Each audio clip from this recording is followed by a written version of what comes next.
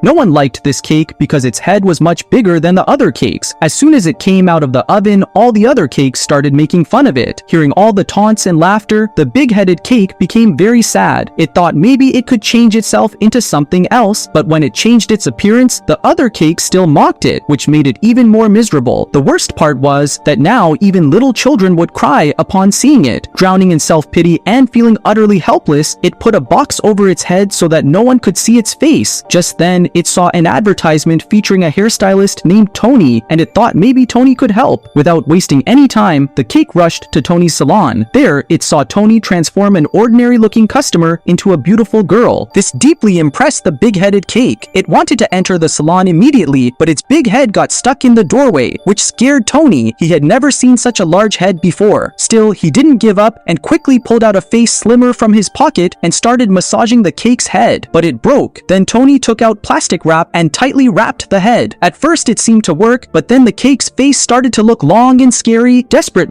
Tony had to apply chocolate syrup on its head. For a while, the head looked smaller, but the syrup melted and started dripping off. After failing again and again, the big-headed cake began to cry loudly. On the other hand, Tony was sweating with frustration. At that very moment, some customers walked in and laughed at the sight of the cake, which made it even sadder, and it started to sob quietly. Tony couldn't take it anymore. He immediately drove those customers out. Seeing this, the cake became emotional and started crying again, but this time its tears gave Tony a new idea. Tony took some strawberry syrup and applied it to the cake's head, then covered it with banana peels and tightly wrapped it with a cloth band. Around that, he placed biscuits to form a beautiful crown. Now the head looked smaller and the cake became everyone's favorite. People started calling it the Cake King.